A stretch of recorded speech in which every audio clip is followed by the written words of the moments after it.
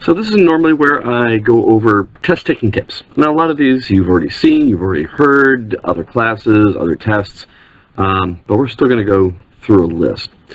Tip number one, when you take the AP test, they're going to give you 2 copies of the free response exam. Their idea was that you would use one for scratch paper, do the test on that, and then transcribe everything you want to get graded onto the other sheet. However, few people ever have time to write everything down twice, so I recommend don't do that. Go ahead and figure out which one, this is the one you're going to turn in, and the other one you can use for scratch paper. Flip the other one around to get to the formula sheet on the other one, because they each have their own copy of the formula sheet. And that way you have a copy of the formula sheet visible while you're working on the test. So using it the way they set up, just too time consuming. Tip number 2. If you start scribbling around the edges of the paper, graders are not going to look around the edges for things. Make sure that the work is easy for them to find. Make it obvious. Circle your answer. Don't erase stuff. That takes time and damage to the paper. Just cross it out. That means they won't grade it. And there should be blank paper available as well. So use the blank paper, put your extra work on that. Do not waste erasing time, and again, make it easy to find stuff. This is kind of a repeat of that part. They are going to not look for your answer. I mentioned that in the last page. If you have 2 sets of answers and you think, well, I'm not sure which one's right, I'll just leave them both here. Bad idea. They are instructed to grade one of them, and they will grade the one that is wrong, looking for the partial credit in that one. And if it's just scattered all over the page, and it's not, here's my left-hand side, one solution, here's my right-hand side, the other solution, and it's just a mess of calculations, which some of you have this horrible habit of, and you know who you are, so please stop.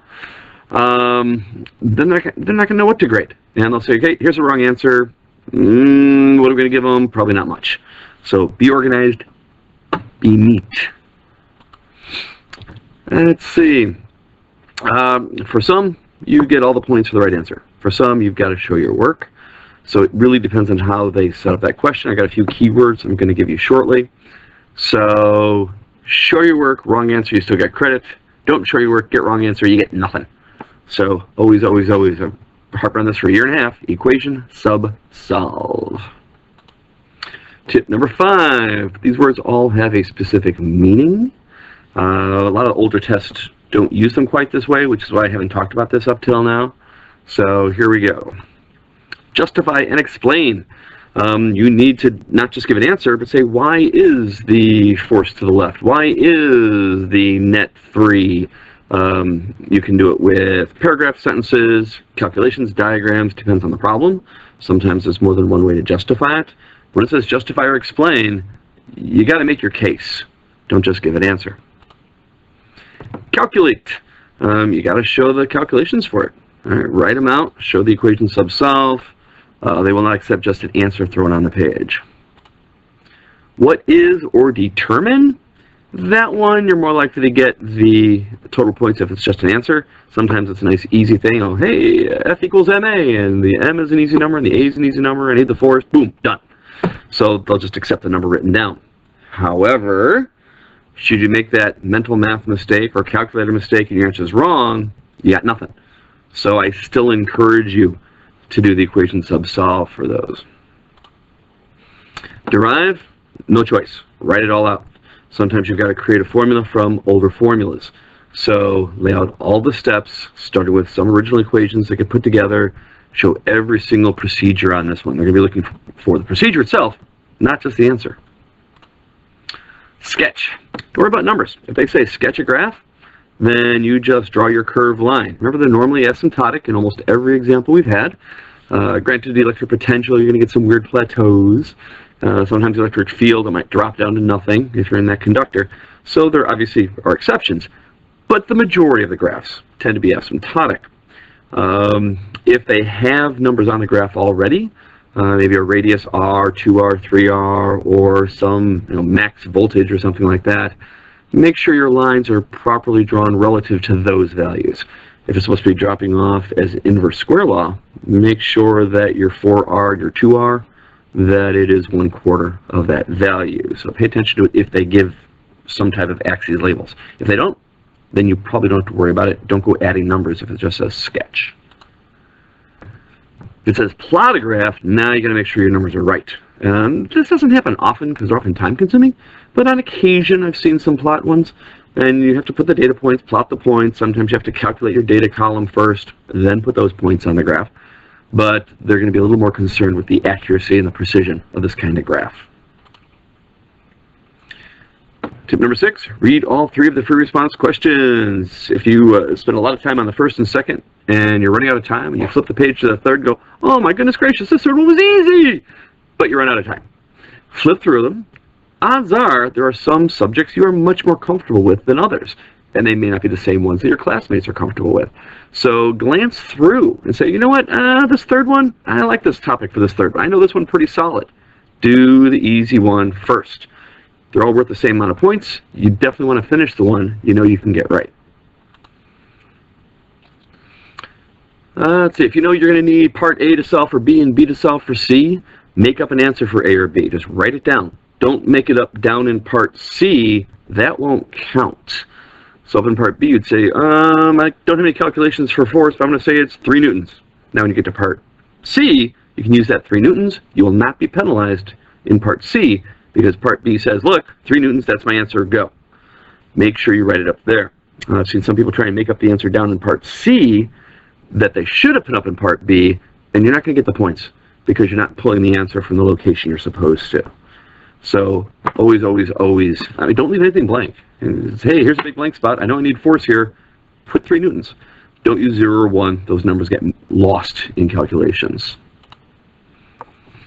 For multiple choice, we've talked about this, the 3-pass method. Go through, do the ones you know you can do first.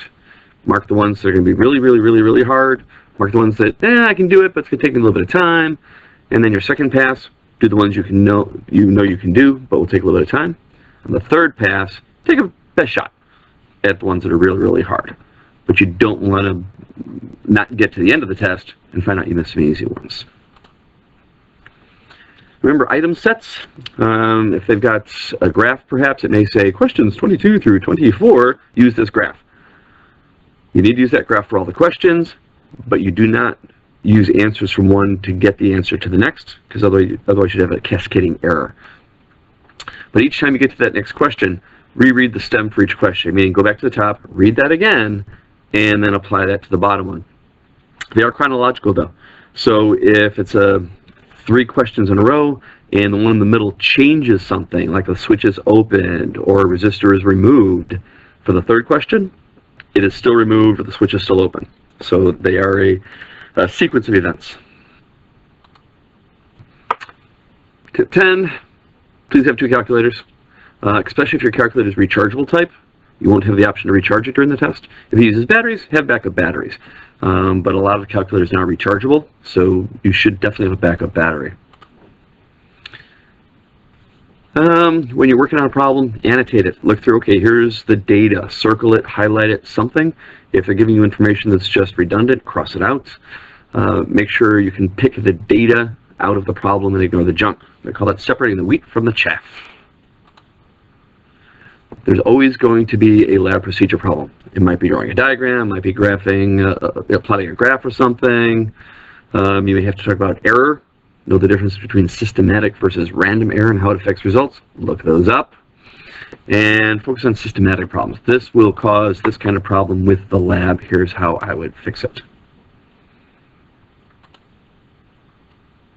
And here we go. How we approach the second question in the next test. Think about it for a second question. And you'll solve it the same way you always do. You'll do an equation sub-solve. Do everything the way you're used to doing it. Problem number 3, by the way, is almost always rotation on the mechanics test. I learned that a couple years ago. Whether it's circular motion, conservation of angular momentum, that kind of thing. So always make sure you're brushed up for the AP test on rotational stuff.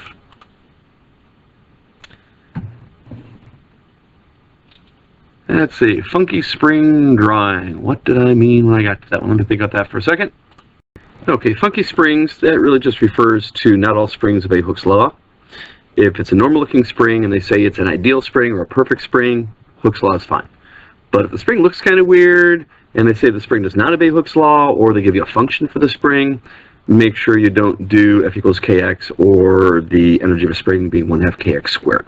Non-Hooke's law springs do not obey those two rules. For most problems, assume they're frictionless, no air resistance, unless they say otherwise. Air resistance is typically such a small value, at least for slower moving things, not a concern. Same thing with sound. Energy loss for sound is negligible, so don't worry about that. They will often use 9.8 on the AP test. I think some of the older ones use 10. I think the test will tell you what they're using, and for multiple choice, only one of them is going to be right, the other one will be wrong. But that's why I think they do point it out on the test. And for response, if you use 9.8 or 10, they won't care. Either one is just fine. This thing here about meters per second is just kind of pointing out that yes, it's meters per second squared, but think about what g is. It's a change in velocity of 9.8 meters per second. So it has been suggested to me that I teach it this way, not just 9.8 meters per second squared, because you're discussing what...